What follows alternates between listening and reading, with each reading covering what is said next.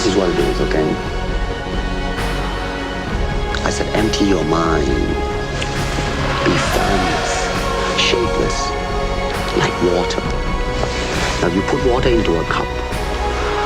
It becomes the cup. You put water into a bottle, it becomes the bottle. You put it in a teapot, it becomes the teapot. Now water can flow or it can crash. Be water, my friend. Quand j'étais petit, j'admirais les films de baston, ceux avec Jet Li, Tony Jaa ou encore Jackie Chan. Mais un seul a toujours fait la différence. Ses cris, ses mimiques et sa filmographie ont fait de lui une légende des arts martiaux et surtout une légende du cinéma. Et aussi fascinant que Bruce Lee ait été durant sa vie, c'est également à sa mort que l'encre a beaucoup coulé. La disparition du Petit Dragon a laissé un grand vide dans l'industrie cinématographique asiatique, lui qui avait ouvert la voie à la Chine pour traverser le monde jusqu'à Hollywood. Et aussi magique que puisse être l'industrie hollywoodienne, derrière les strass et les beaux costumes, se cachait une chose bien plus sombre. Entre 1964 et 1971, les productions américaines vont le bouder, et disons-le crûment, ils le considéraient comme le petit chinois qui fait des galipettes, le petit gars qui fait bouger rapidement ses jambes, et rien de plus. Mais bien sûr, quand il commença à prouver sa valeur et à exploser dans ses premiers rôles en Chine, leur avis va commencer à changer. Mais limite, ça pourrait faire l'objet d'une vidéo en soi. Alors si vous voulez ce pan très spécial de la vie de Bruce, vous savez quoi faire, dites-le moi dans les commentaires. Aujourd'hui, je ne vais pas vous parler de ses films, ni de l'étrange élaboration du pseudo-long métrage Le Jeu de la Mort, visant à récolter de l'argent sur le dos d'une icône disparue. Je vais vous parler de sa mort, parce qu'aussi loin que je me souvienne, je ne m'étais jamais vraiment attardé dessus. Alors revenons ensemble sur la mort d'une des légendes du cinéma qui bouleversa le monde. Remontons le temps au jour du 20 juillet 1973. Il est à peu près 14h et le producteur Raymond Chow, à qui l'on doit Big Boss, La Fureur du Dragon, La Fureur de Vaincre et encore un tas d'autres productions, doit passer chercher Bruce Lee chez lui à Cumberland Street, à Hong Kong. Ils doivent s'entretenir pour discuter du prochain film en vue, Le Jeu de la Mort. Et rapidement après, les deux hommes vont décider de partir à la rencontre de l'actrice Betty Ting Pei pour lui proposer un rôle important dedans. Arrivée là, l'actrice leur propose à boire, des boissons sans alcool, et les discussions concernant leur futur long métrage continuent. Mais au même moment, des maux de tête violents frappèrent Bruce Lee. Les douleurs devinrent de plus en plus fréquentes et Betty Ting Pei, qui voulait rendre service, lui proposa de l'équagésique pour calmer la douleur. La journée passe et le soleil commence à se coucher. Il est à peu près 19h30 et Raymond Chow doit partir rejoindre un autre acteur. Bruce, étant dans un état second, lui dit qu'il le rejoindra plus tard. L'acteur demande alors à Betty Ting Pei s'il peut aller se reposer dans la chambre à côté, et le temps passe. Betty va à plusieurs reprises tenter de réveiller Bruce, sachant qu'il devait rejoindre Raymond Chow plus tôt. Les minutes passent, et la seule personne en compagnie du Petit Dragon commence sérieusement à s'inquiéter.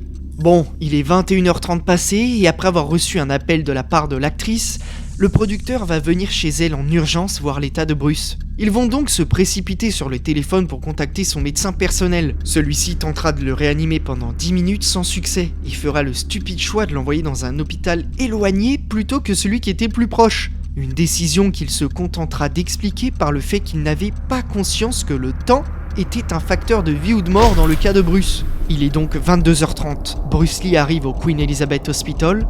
Il est dans le coma. Les médecins le prennent rapidement en charge, essayent de lui insuffler de l'oxygène, et Linda, sa femme, est appelée en urgence. Elle restera aux côtés de Raymond Chow pendant toute l'intervention.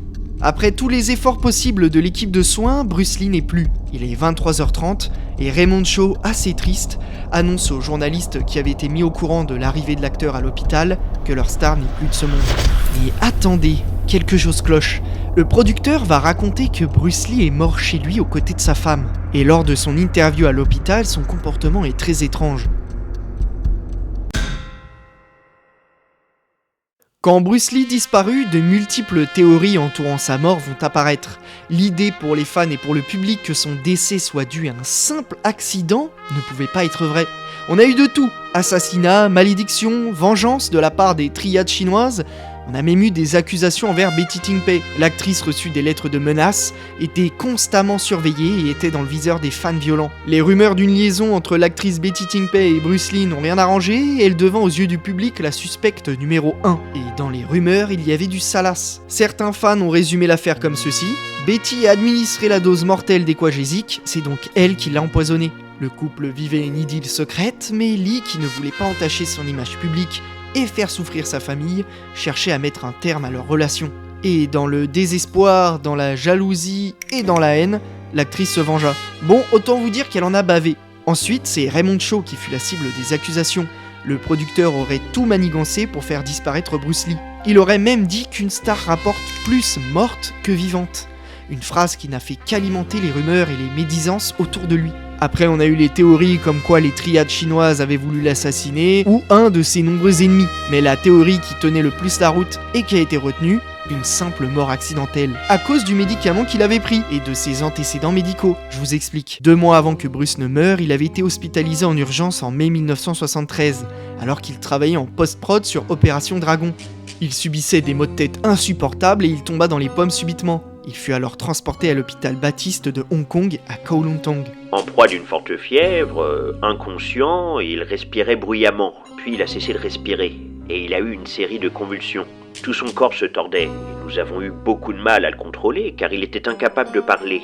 Comme il ne réagissait pas à nos soins, nous lui avons donné du mannitol, pour réduire la tumescence du cerveau que nous avions observée. Nous avons mis 2h30 pour le réanimer. Quand Lee a repris connaissance, il était incapable de parler. Au bout d'un moment, il s'est mis à balbutier et c'est seulement lors de son transfert dans un autre hôpital qu'il a pu parler à nouveau. Alors de ce fait, on va lui diagnostiquer un œdème cérébral à cause d'un liquide qui s'éparpillait autour de son cerveau, et ça a fait gonfler une partie. Les médecins ont pu faire le nécessaire pour résoudre temporairement le problème, et vous connaissez Bruce Lee, ce n'est pas le genre de personne à vouloir se reposer. Il se remit alors au boulot, mais l'acteur continua à se plaindre de ses maux de tête sans s'en inquiéter plus que ça. Et en entendant les médecins, il subit lors de sa sieste chez Betty exactement la même chose, et le comprimé d'équagésique aggrava son cas, tout simplement. Alors encore aujourd'hui, presque 50 ans après, les doutes sont encore là. Bruce Lee a tellement impacté le monde du cinéma et l'esprit des gens que l'idée qu'il soit mort aussi jeune ne pouvait être conçue. Quand son fils Brandon Lee est décédé d'un accident sur le tournage mythique du film The Crow, ça a mis le feu aux poudres. Il y aurait carrément une malédiction autour de sa famille, mais ça c'est une autre histoire. À ce jour, il n'y eut que Bruce et Brandon qui succombèrent d'une mort accidentelle. Et on espère que ça s'arrêtera là. Alors selon vous, accident ou meurtre ? Qu'est-ce qui a pu réellement provoquer la chute de la légende du cinéma asiatique ? La réponse que l'on nous a donnée à propos de l'œdème cérébral est peut-être la bonne, mais qui sait ? La vidéo est maintenant terminée, n'hésitez pas à liker la vidéo si elle vous a plu, abonnez-vous pour ne pas manquer la suite, et au fait, t'as ton ticket ?